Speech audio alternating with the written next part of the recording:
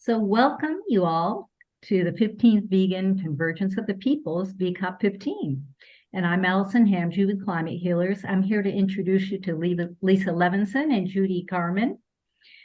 And they will be guiding us through the Coalition's Sermon Contest Award Ceremony. As I understand it, there will be two $500 prizes awarded to people who have delivered the best sermon or spiritual presentation on our responsibilities to non-human animals.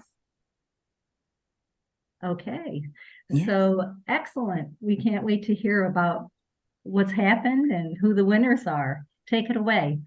Yeah, this Yes. is a big day. This is the day that Lisa announces who the winners are. I'm going to just talk a little bit before she does about the Interfaith Vegan Coalition, which is a group that Lisa and I co-founded together. And we've been around for a while, and she's going to give more details about what we do. But we were inspired to have a sermon contest. And so we went ahead and did that. And what we did is we asked religious, spiritual, and lay contestants to send us their presentations that they had given either live or online before a religious, a spiritual, or a community group between the dates of June 30th, 2021 and December 31st, 2022. So we got some great submissions, which made it extremely hard to decide, but we were finally able to do so. They came from various backgrounds and wisdom traditions, and they applied in two different categories. One was how your faith practice supports a vegan lifestyle. And then the second one category was how your faith practice embraces compassion for all animals. And so, and the $500 award will be given, there's two awards, and they'll be given to the two winners today that Lisa's going to tell us about. We want to definitely thank the Unitarian Universalist Animal Ministry, which is UUAM, for giving us this great idea to have this contest. They've been doing it for years, and it's been a great thing for them, and they have actually paid for one of the $500 prizes. We also got a lot of help from Shemayan, the Jewish Animal Advocacy Group, which is one of our members. People are searching for answers to the dire challenges faced by humanity, animals, and the earth, and spiritual leaders around the world are being called to assist in the greatest spiritual transformation of humanity that we're witnessing right now, and that Silas brings us together to talk about and witness every 3 months. So the Interfaith Vegan Coalition joyfully honors the faith and lay spiritual leaders who did submit their life-affirming voices to the sermon contest. Thanks to all who entered. And now Lisa will tell us more. Take it away, Lisa. Thank you so much, Judy.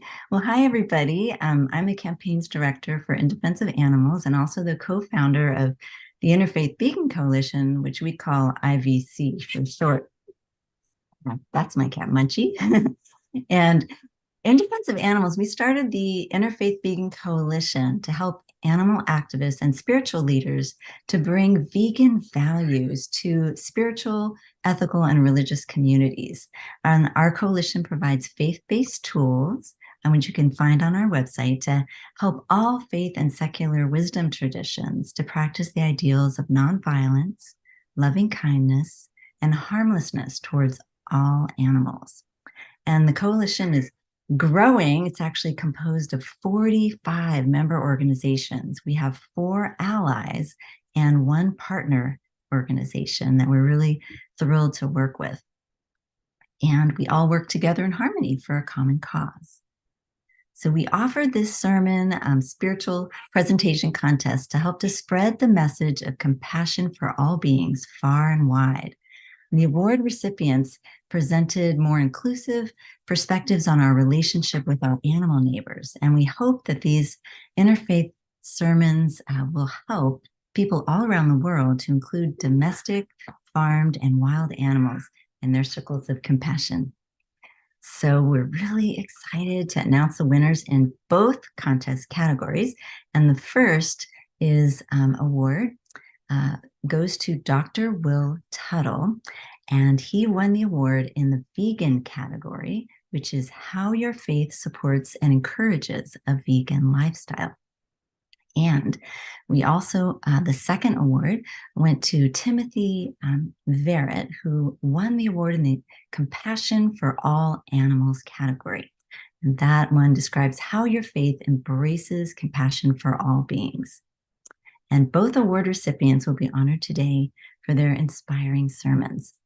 So I'm going to, if you don't mind, I'm going to try to share my screen here and to show, first thing I'd like to do is show the award certificates. And then I'll show a little video with some like a compilation of both of them. And then the full videos of the sermons you can access through one of the web pages that I will put into the chat. So here we go. First thing, I'll just do just so you can see the sermon certificates. They're pretty neat looking, but hopefully you can get to that. Let's see. Here we go.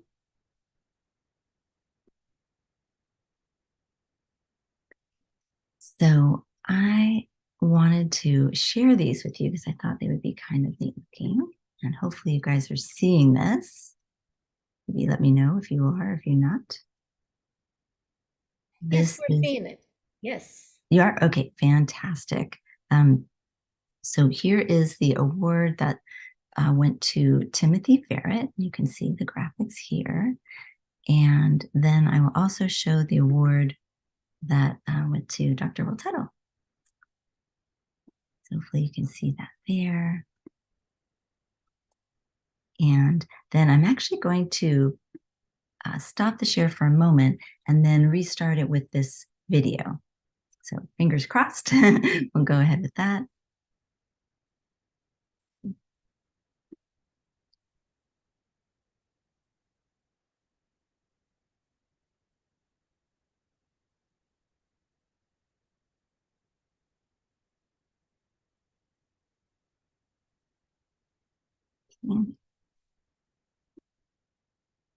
Clicking all the right buttons to make sure that you guys can see this, and hopefully you'll be able to hear it and everything. All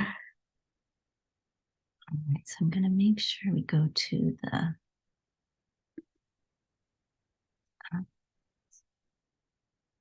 screen. Hopefully this is a good.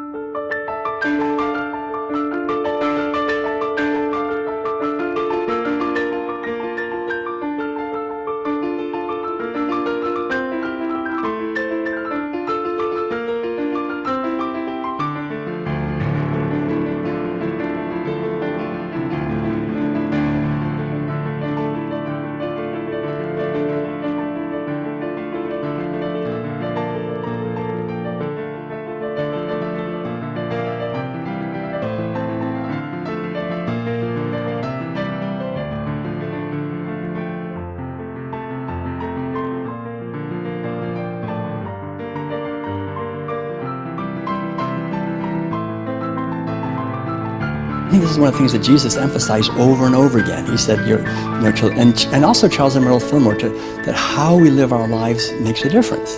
That our prayers are mental, but they're also how we live our life is also a prayer. I think Jesus And all the great spiritual teachers have encouraged us to love nature, love animals, love all of creation. And I think that's one of the great wounds in our society that we all endure, is being raised to harm them. And one of the greatest ways we can bring about a society of freedom and peace and harmony is to follow these teachings and to respect animals and nature and treat all beings with kindness.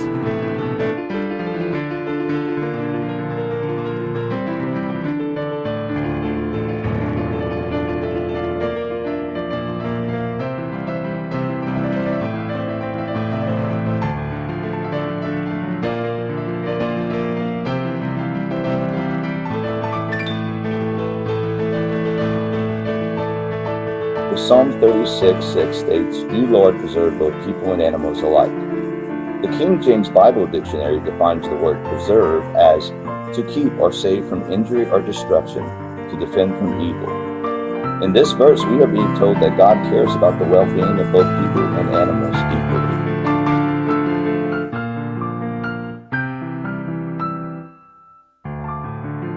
Together we can transform our world.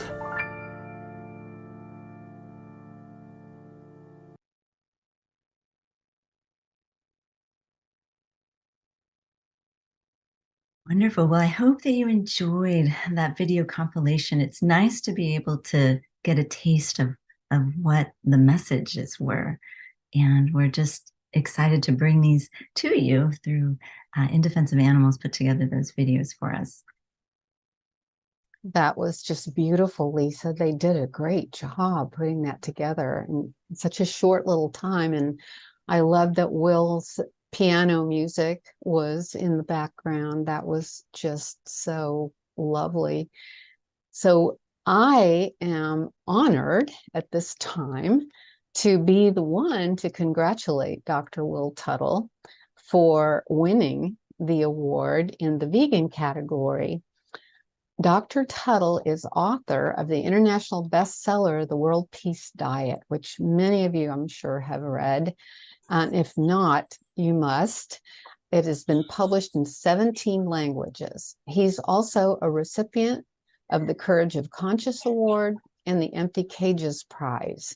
He's also the author of several other books on spirituality, intuition, and social justice, as well as the creator of online wellness and advocacy programs. A vegan since 1980 and former Zen monk, he is featured in a number of documentary films, the co-founder of the Worldwide Prayer Circle for Animals, which you can find on Facebook. He is a frequent radio, television, and online presenter.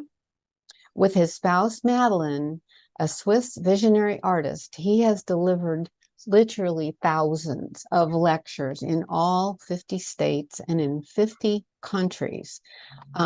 Will and Madeline will be leaving on their next Compassion tour very soon. He can tell us about that, and you can find his schedule on worldpeacediet.com and willtuttle.com and see if maybe he's coming through your area. So I'm going to turn it over to Will so we can hear from him. Will? Yes, if he, All right. Thank you so much, Judy. I'm here. Somebody has to let me into the... if you can turn on your camera. There you are. Yeah. All right. Good.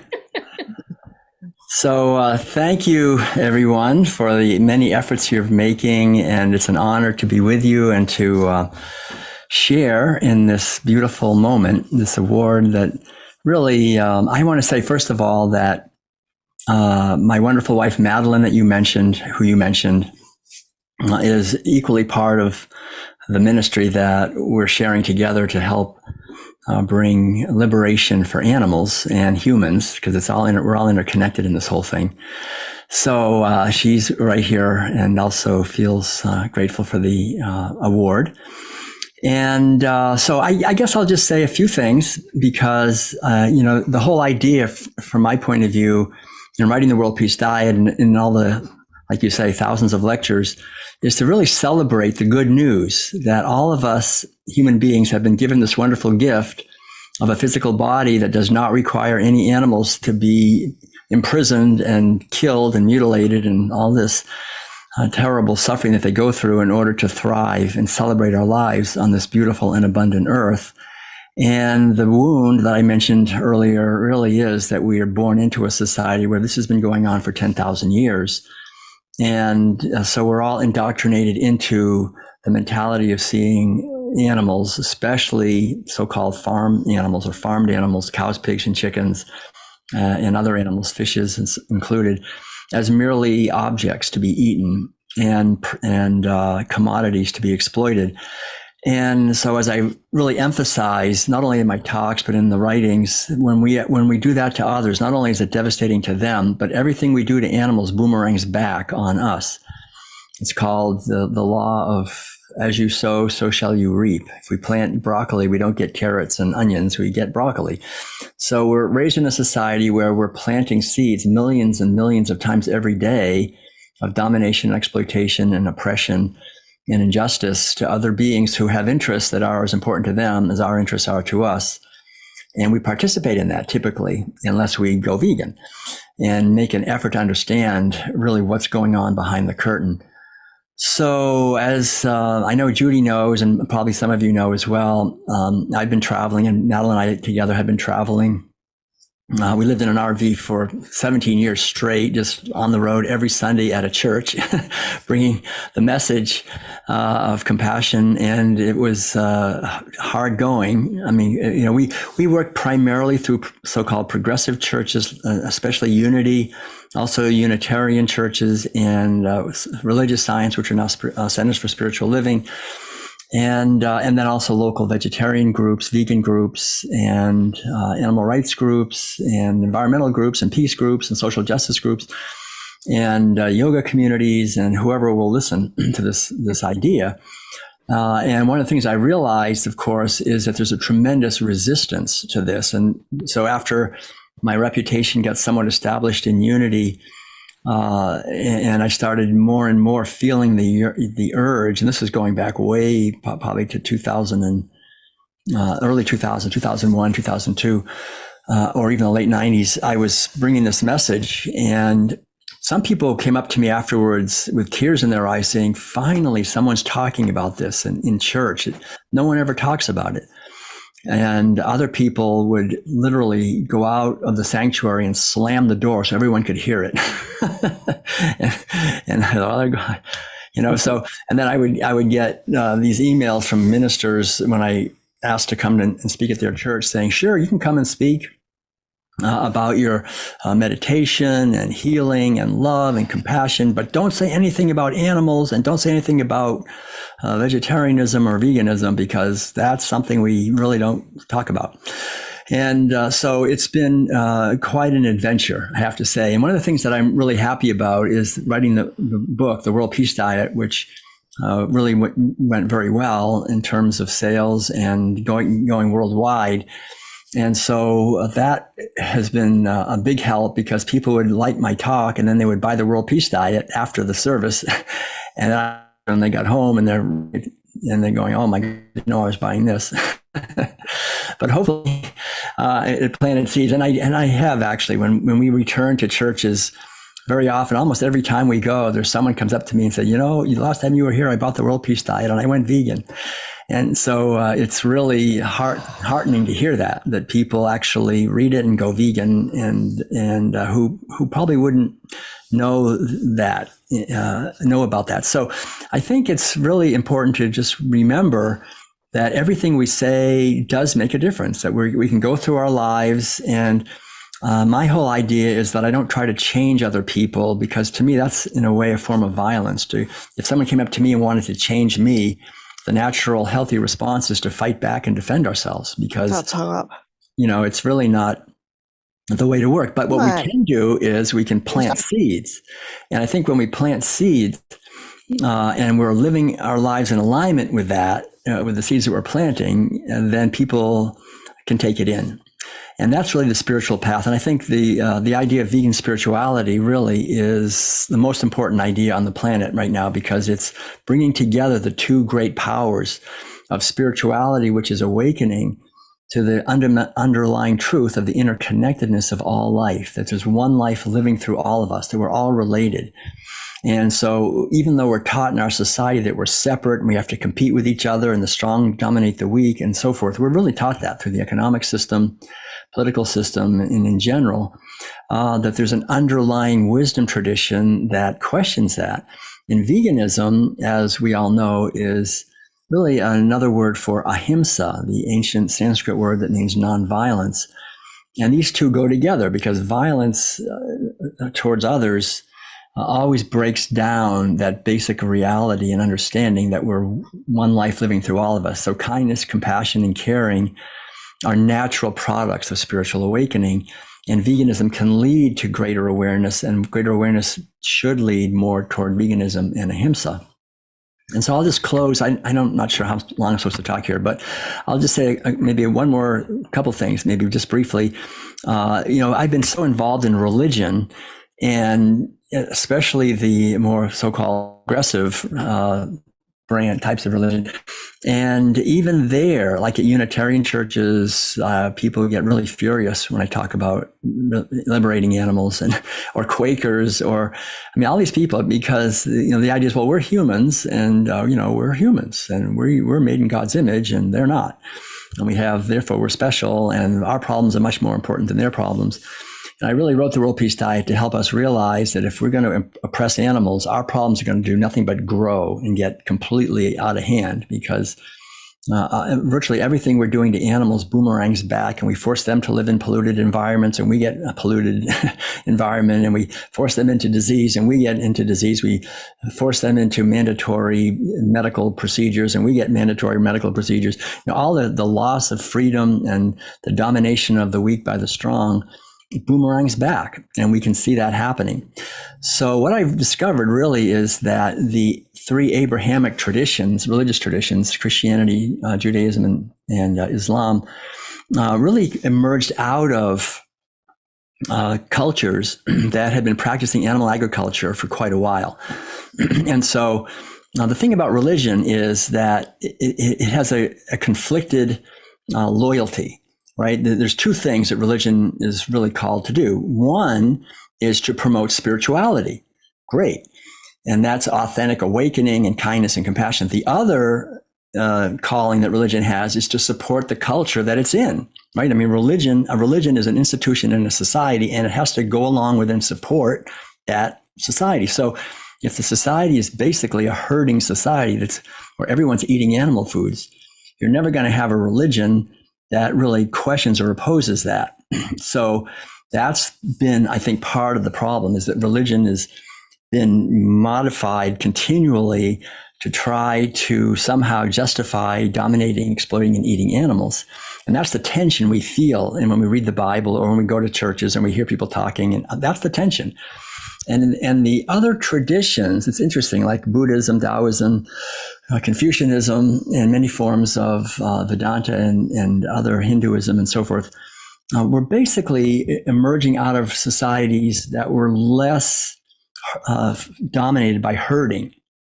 And so it was easier for them. Like when we say in the Judeo-Christian tradition, thou shalt not kill, everybody goes, yeah, that's human. That's nothing to do with animals.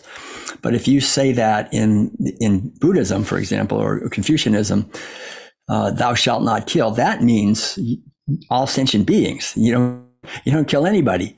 And everybody knows that. So there's this fundamental difference.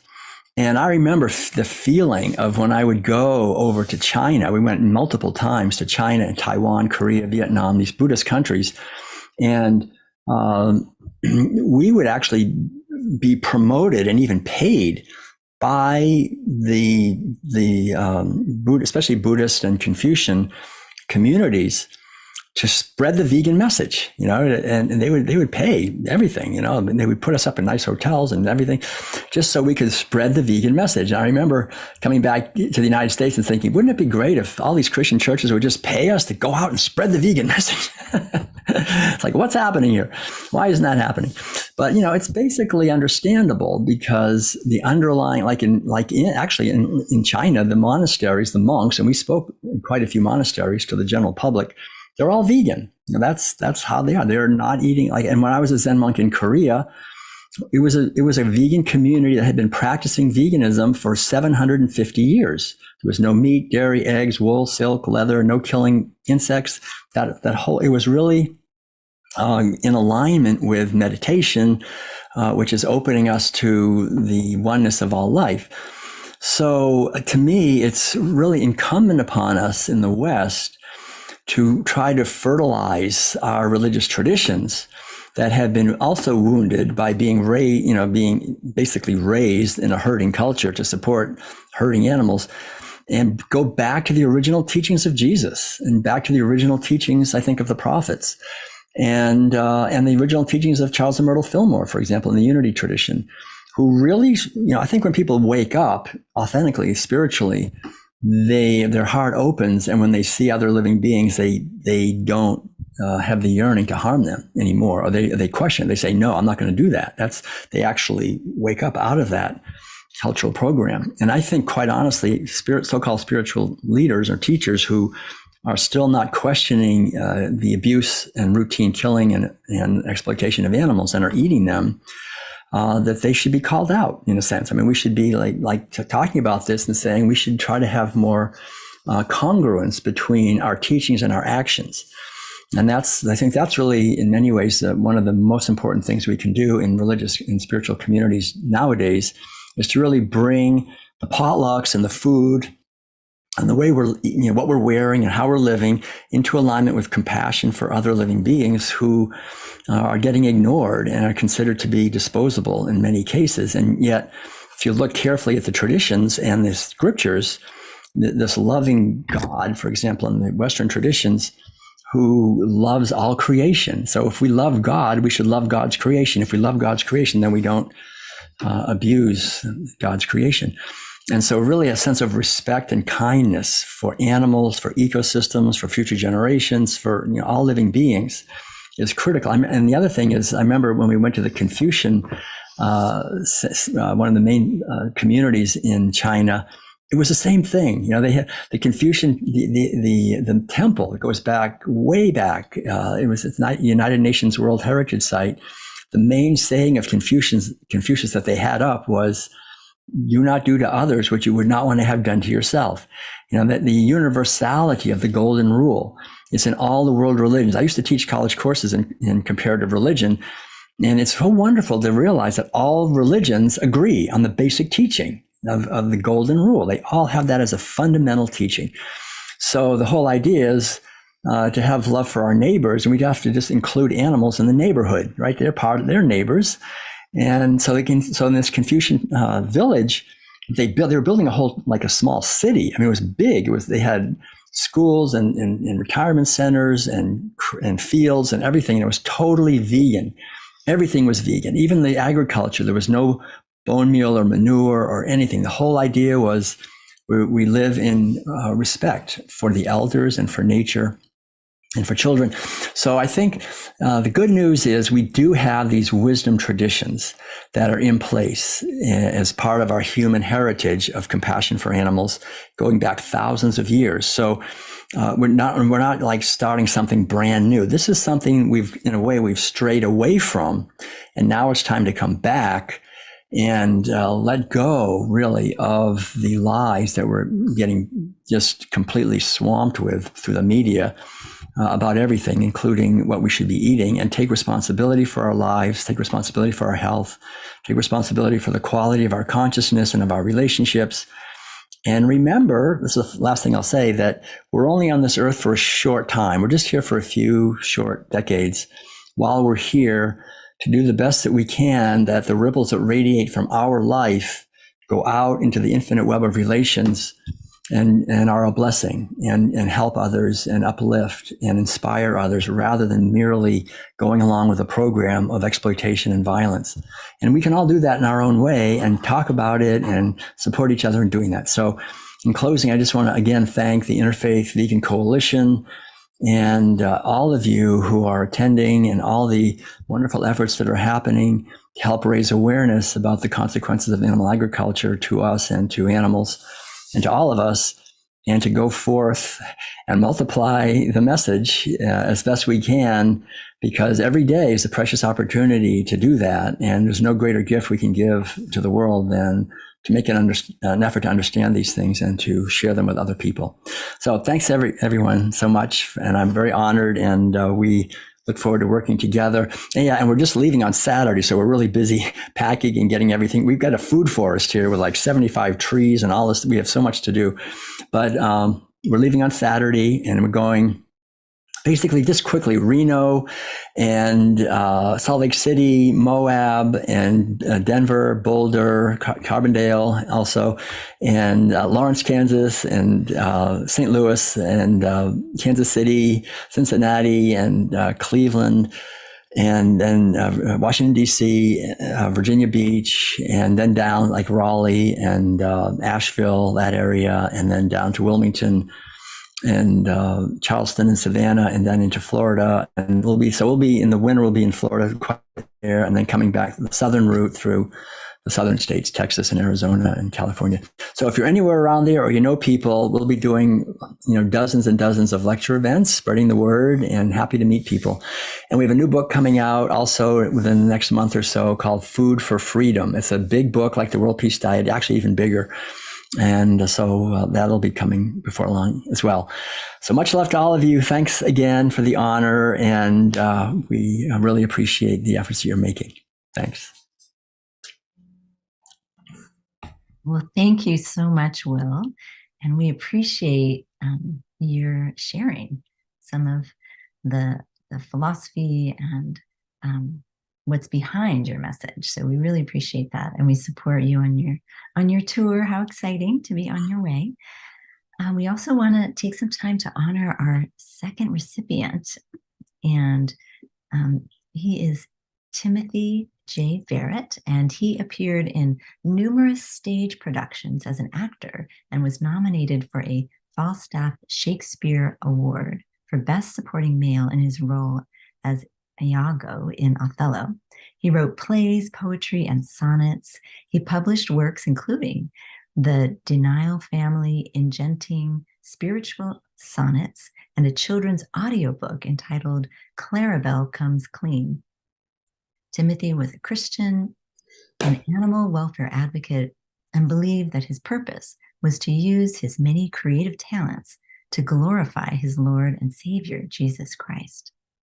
It is my pleasure to introduce the lead pastor of Creation Care Church, Craig Wesco, who is here to accept the award on behalf of Timothy Verrett, who sadly passed away and was a devoted member of the church leadership team.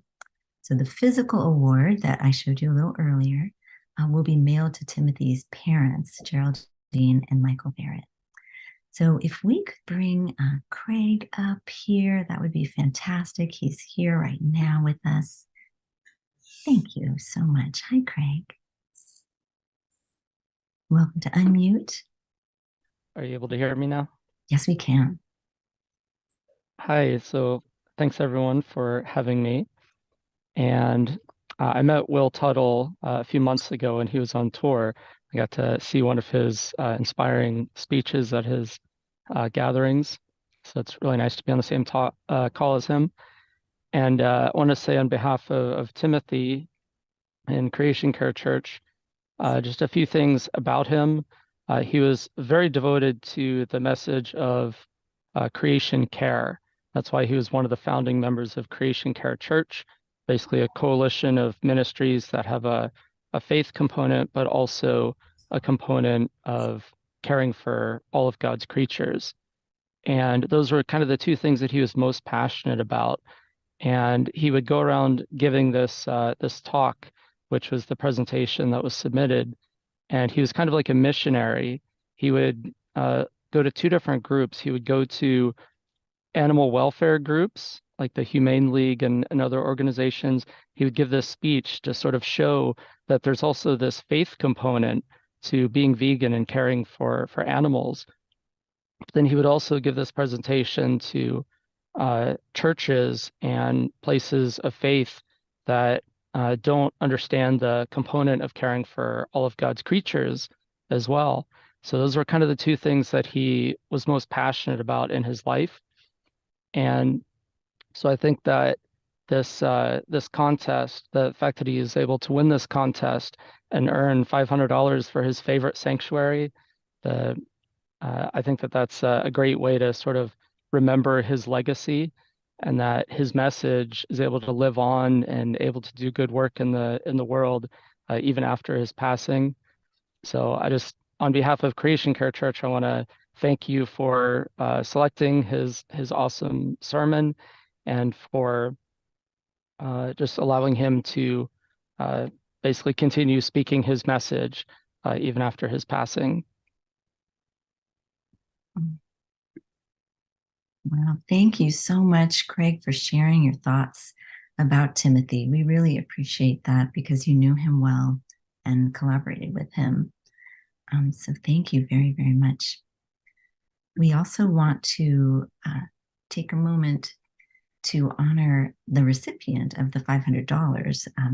So we're delighted that Diana Schaffner, who is the founder of Good Acres Sanctuary, who has joined our ceremony to accept the check, which will be mailed later, per the Creation Care Church Leadership's team's request.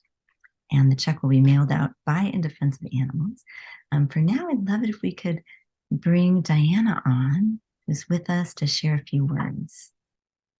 Okay. Do I have to click anything, or is this all You are good? good to go. Hi, You are guys. good to go. Diana. It's nice. Thank you for having me on, and thank you very much for the award, in what Timothy's award to come to us. Well, he was here. This was shortly before the COVID began. I can't remember now what number of year that was. It seems like a long time ago. He had been a fan of Good Acres Sanctuaries for a long while before that. Of course, all through online, because we were literally like 1,100 miles or so physically apart. But then that one spring, he rented a car. He was determined he was going to come here, and he went through a lot of hoops and loops to make that work for him. And I'm so glad he did, because later that year he passed. And he got to be with all the animals for 3 days. He was here all day, every day. And so we spent a lot of good time together. And when we actually met face to face, it was like we had known each other forever, just because of our constant, well, not constant, but the long time of our being friends online, and a lot of thought exchange and so on. And then so it was a really close experience. And I don't know if you have a chance here on this call to share that photo that I had emailed you of him, that I took of him and one of our cows. He had a specific or a special really draw to our cow Misty, who was blind. And unfortunately, she had just come to our sanctuary a few weeks before he arrived here for his visit. And then we didn't, of course, notice at the time she was very ill. And not very long after he left from his visit, we actually had to euthanize her. And now we have this picture of him being on his knees in the straw and kind of like cuddling her face, and now I'm looking at this picture and realize they are both gone. It's just incredible. So that's definitely like a very emotional picture. But other than that, I want to maybe second what was mentioned earlier about that we all can plant seeds. What we have really experienced here, and I've discussed this with Timothy a lot, and it touched him too. So we are physically located in what I refer to cattle country. Now we have cattle farms all over the place, our next door neighbor and everywhere else. And so when we first moved here to this property, we just had a whole bunch of rescued horses that we brought with us. But then we wanted to spread out and rescue other animals such as cows and, the traditional meat food type animal. And I thought, we'll see how this will work out with what this will do to the relationship that we will have to our neighbors, And to my surprise, nobody ever said anything negative that we know of. In fact, we actually have a very, very open and close relationship to our neighbors. And even our next door neighbor, who is a very large cattle farm, he has been over at our place at vegan potlucks with his wife 3 times, and they just about wiped out our buffet. Yeah, and went back home. So it's a little bit of a unexpected, well, I guess very unexpected dynamic that has there is a way, like these people are ingrained in their way of life, of course, with what they do as a business in terms of making money by raising cattle and selling and slaughtering and also consuming. But then there is also something within them that sort of watches us, and they kind of embrace this. It's very, very interesting. And we have we have only 3 cows now, but the cows that we have been brought here by farmers that have each had some very unexpected, very emotional experience with a cow, and they really wanted to save the cow's life. And I'm always a little bit humbled when a cattle farmer, contacts me, and because there must be an internal hurdle in them. I'm thinking when they call, will they say, okay, will they be rude to me now on the phone, or will I be judged for what I do?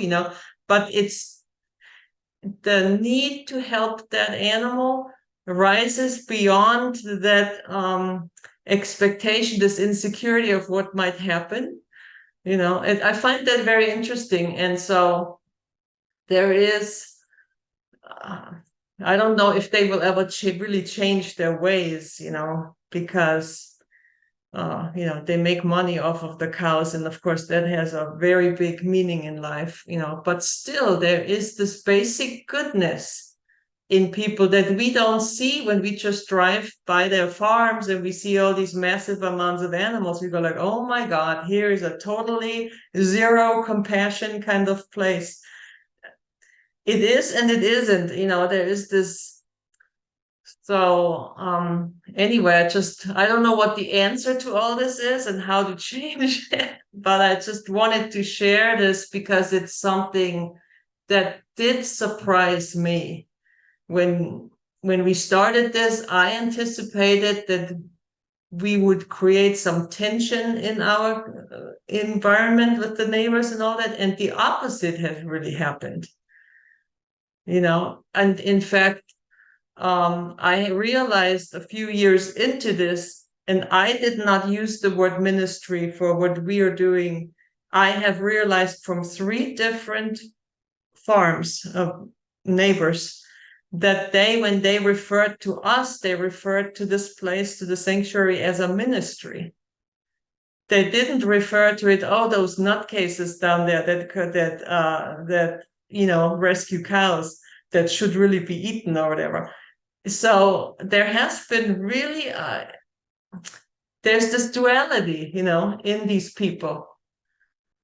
So I think this makes us maybe be able to have hope that this part that has this basic goodness in it, that we can, like a seed, that we can grow it a little bit, hopefully. Anyway, that was something that also inspired Timothy very much.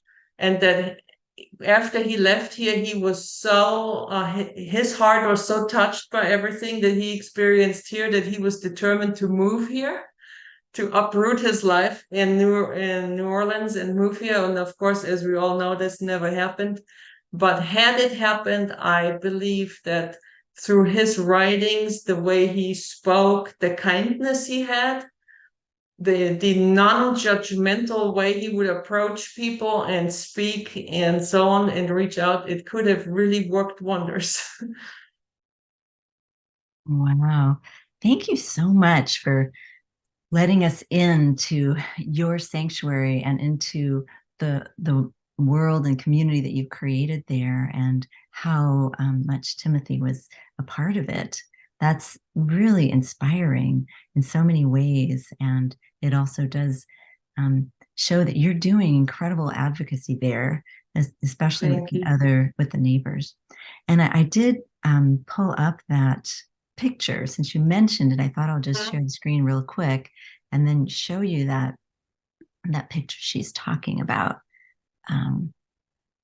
See here if I can get to the right spot.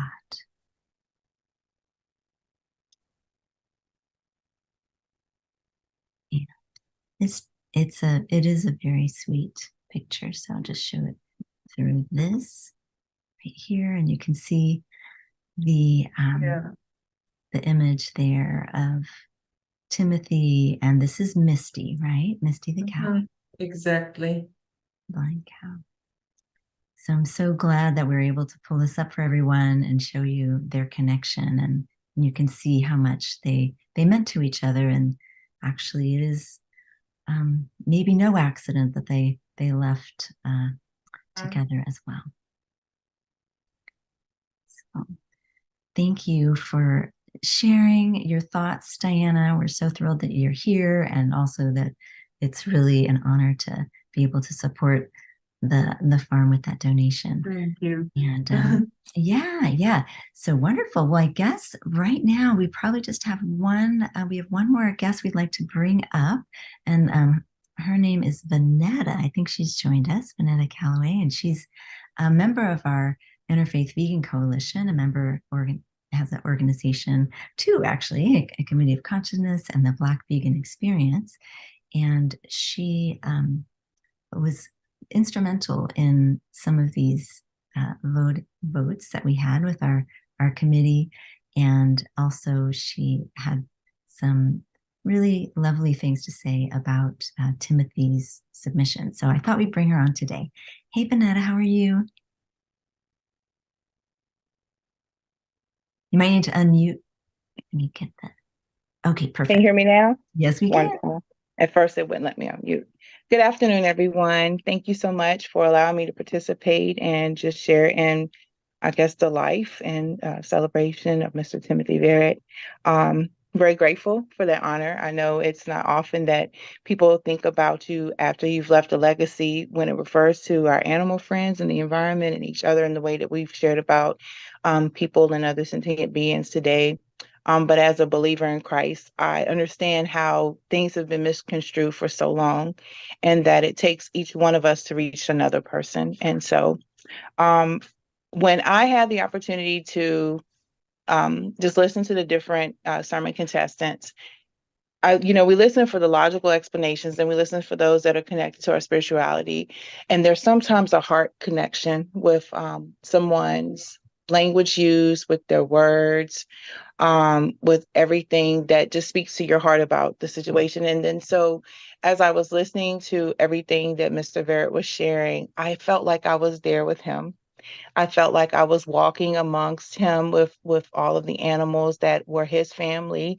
I think he mentioned non-traditional family in his photos and in his slides. And I will share honestly that I did not understand how some of my brothers and sisters fought so hard with every breath that they had for our animal friends, until I actually came to the Parliament of the World's Religions, actually, Lisa, and partook in your Fantasia vision. And that's where God opened my heart to show me the same way that I am passionate about reaching people and educating them about veganism. It's the same way I have brothers and sisters that will actually give their lives for animals, because that is their passion, that is their ministry. And it's taught me a different respect for those that are vegan for that reason. And to just see and hear about his life and his legacy for caring for animals who don't have a voice, and why it matters for all of us. So my journey into veganism started with the Daniel fast, and it was through my Christian church that I actually partook in it. And of course, I've learned throughout the years that there are a number of churches that do this collectively. And as I was listening to Dr. Tuttle speak, I was like, it makes a lot of sense as that we should share this from, you know, the pulpit from each church. But we have to remember the fall and how many people have been blinded to the things and the nature of God from the beginning. Our origin story, you know, in the garden, there was no murder. Not even with the animals, they didn't eat animals. They all ate plants. We all ate plants. We all loved each other. And then after, you know, sin entered, things changed very quickly. And, you know, unfortunately, when we went from, you know, suffering when it came to finances and resources to having plenty and prosperity, you know, greed comes in. And then here it is where people went from herding to actual farming and then factory farms. It was like the more we had, the more we needed to have. And that's not God. That's not his spirit. His spirit has always been for everyone to be cared for, to everyone to be stewarded. And I believe when, you know, when Adam was created and given dominion, first man was not just the dominion, but also the stewardship of the garden. It didn't say anything about him taking their lives. And so just it just resonates so much differently now. And I think it is just a blessing in disguise that he was able to speak and share and contribute to this cause before it was his turn to go home and be with some of his loved ones who left a little bit ahead of time. And so our daily bread is to die daily to flesh and to commune with God. And the more we commune with God and the more we reach people, meeting them where they are, we'll be able to spread this message with compassion, because sometimes we can be very passionate and lose that part. And we don't want to miss those pieces because, again, it's not a reflection of just us and God, but the people that we're speaking on behalf of now. And so thank you again for the opportunity. As a believer, as a Christian, I just want to make sure that I do my part. And I think one of the things that he had asked in his sermon was, what could Christians do? And it's each one reach one. One conversation, one hug, talk about your puppies, talk about, you know, the cows and the pigs that are in the sanctuaries because we're trying to spare their lives, why that's necessary. And the more that you continue to have a smaller conversation with each person in your community, it helps to build the village, it helps to bring the team together, and it begins to resonate. So thank you again for the time to let me share about Mr. Rhett and his life and his ministry, and condolences to him and his family, honestly.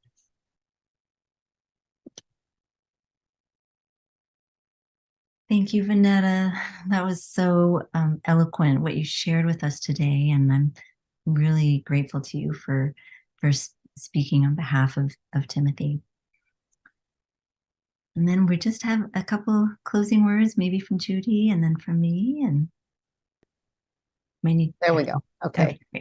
Yeah, I just wanted to point out to everyone that Lisa posted in the chat the full sermons, the place where you can watch the full sermons. And so we really encourage everybody to do that because both of them were just wonderful and inspiring. And there may be a way that you could share them also with others. So please do take a look at them. Wonderful.